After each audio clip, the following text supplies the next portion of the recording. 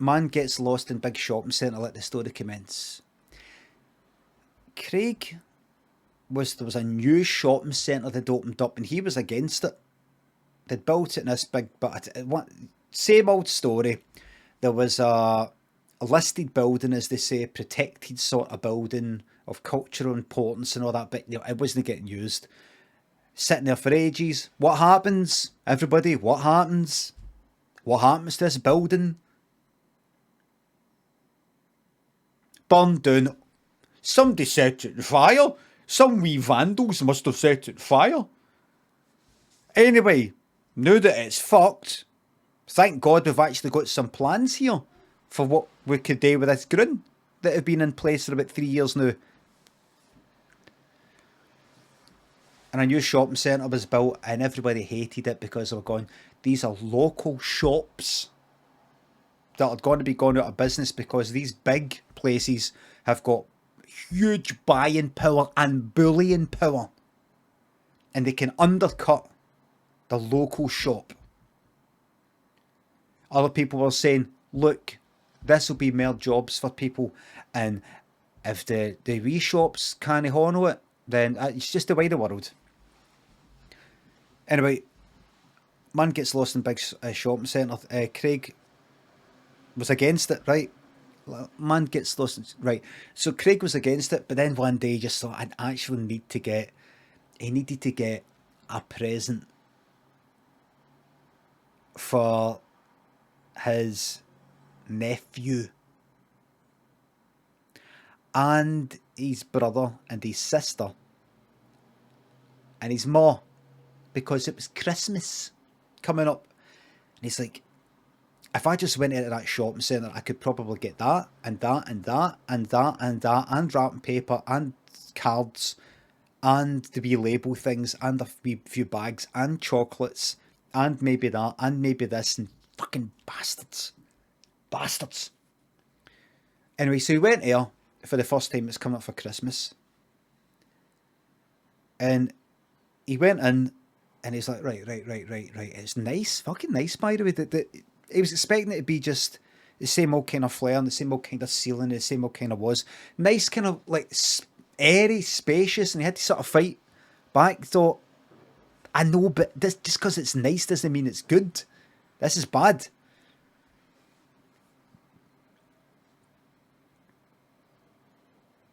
And he started going like that. He started to try and live with it. He started demonising the people that he was trying to defend before. He was thinking, oh, I remember going into that shop that's now shut down. There was a butcher's. Guy was a prick once. Anyway, fuck him. To try and cope with it all. To try and excuse himself.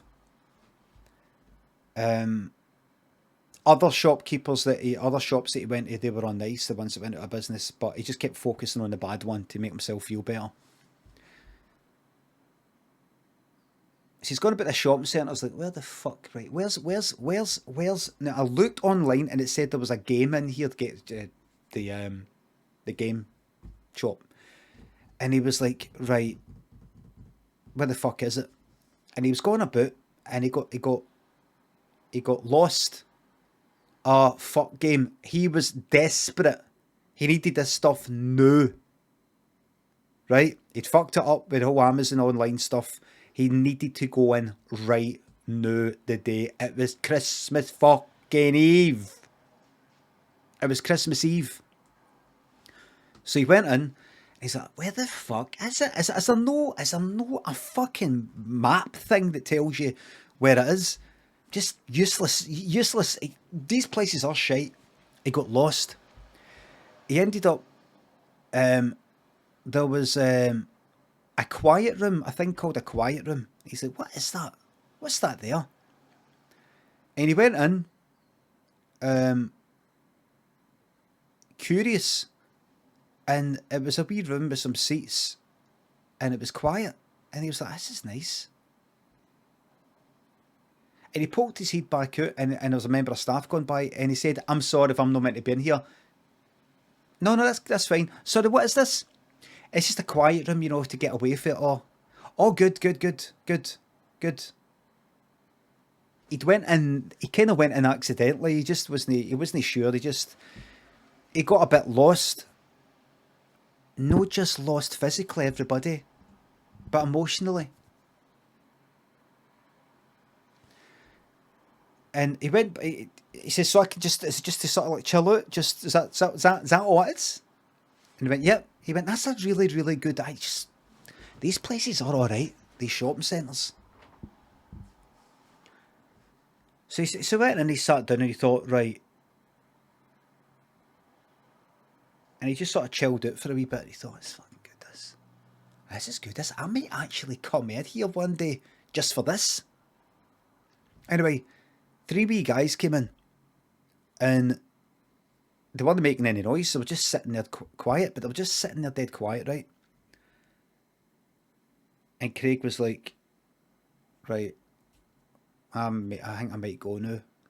But they weren't doing anything. So he just kind of left it, right? But he just felt a bit para. And then he smelt it. One of them must have farted. And it was pretty bad. Right? And they started to look at him. And he thought, did they think I farted? Hopefully they know that one of them that farted. And they're just looking at me thinking, I did it. Because they'll be familiar with each other's brands because they must be farting in front of each other all the time. And the chances are that all their farts smell the same because they're probably eating the same sort of gear, same sort of stuff as they go about. Like imagine one might get a Solero ice lolly and the other ones might go, in fact, I'm going to get one of them as well. So anything they consume will probably be it'll be the same brand of farts coming out. So Craig just thought he'll just sort of break the ice and said, that wasn't me, by the way. He probably got as far as that, wasn't he? And already one of the guys was actually mid-air pouncing like a cat towards him and cracked him right in the teeth. Just then, the security guy, that's the person that he spoke to outside, came in and pulled out a knife, a wee steaky, started stabbing fuck at one of the wee guys to protect Craig. And then the remaining 2 wee guys went like that, we're going to kill you, to the security guard. And the security guard said, don't, I'll kill him for you then. And he started going for Craig to kill Craig to try and get the other 2 off him as a sacrifice. So he went for Craig. Just then, the ceiling started to collapse. It was built too quickly, this shopping centre. And the ceiling started to collapse, the girders. And everybody was screaming and running like fuck. Glass was falling and it was landing right on people. Craig and the security guard and the 3 wee guys were crushed. Elsewhere, there was an old guy, and this guy must have been about 80, and it took him about 2 hours to fucking walk there, right? Dead old, dead slow moving. 2 fucking hours, and this big bit of glass fell down and went right through his fucking eye like that, cut his face right open. And then another wee guy came up and punched him right in the face. It split his face right open. The wee guy saw the opportunity and he just he punched his face like that, like a chop. And he managed to get right in and like that, and split the old guy's head in half because it'd already been kind of cut open. Elsewhere, these wee guys started setting fires everywhere, like with firelighters, and they locked everybody in. The people trying to get out the doors. They locked the doors and they started setting fire to the place. And anybody that tried to get out, they got punched and smacked about. And then the riot police came up and they started laying into the wee guys. And then the Daz of the wee guys came up and started laying into the police. Just then, a lorry came driving towards them all. This guy in the lorry had flipped it and just went straight into the lot of them. Just then, there was this woman who'd had enough of everything. She'd had enough. And she got in a motor. And she drove in and she ran over everybody who was already, they were already dead.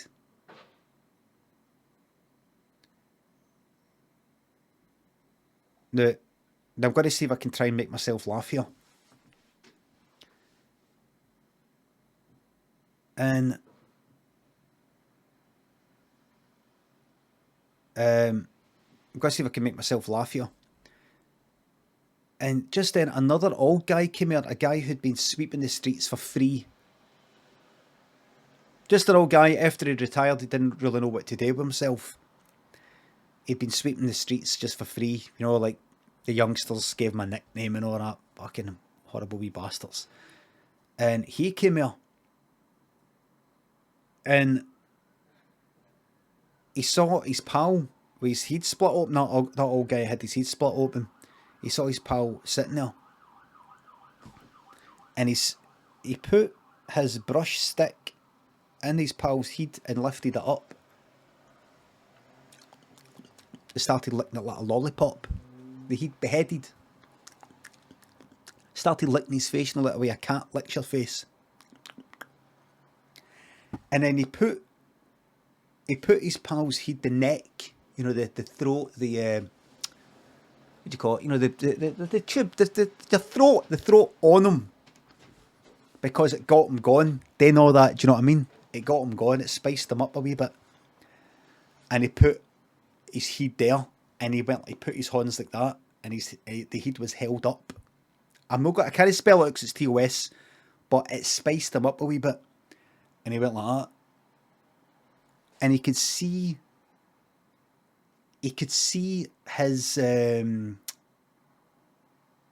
excitement, shall we say, at the back of the throat. His pal's mouth was open, and he could see his own excitement.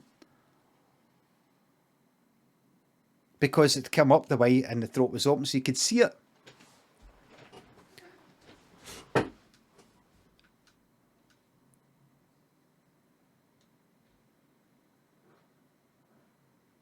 And he started making the movement. He started making the movement. That movement. In midair. So he wasn't actually holding onto the head. He just tried to do it whilst keeping... You know the way you move a chicken about? But the head stays the same. In the same position. He tried to do that without touching the head, but with the head in the same position. Do you know what I mean? Gyroscopic.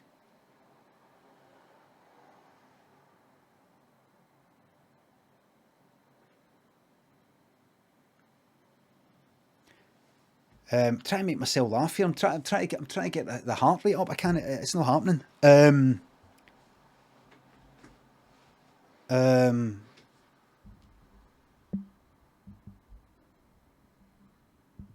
Just then, so that was that, and then, see, Craig, he woke up. Craig woke up, and it was all a dream, right? He thought it was anyway, but then he turned around, and there. There, on the pillow next to him, was the head of that old guy. The night before, he forgot he had went out and murdered an old guy and beheaded him in his house and took the head back. Because he wasn't right in the head. He wasn't right in the head. He wasn't right in the head. The end. Thank you. Thank you. I got a wee giggle at the end there. Managed to get a wee giggle at the end there. Sorry, that went on too long. Far, far too long. Next time will be a lot. I thought if I try and go a wee bit extreme, it would perk me up. It didn't.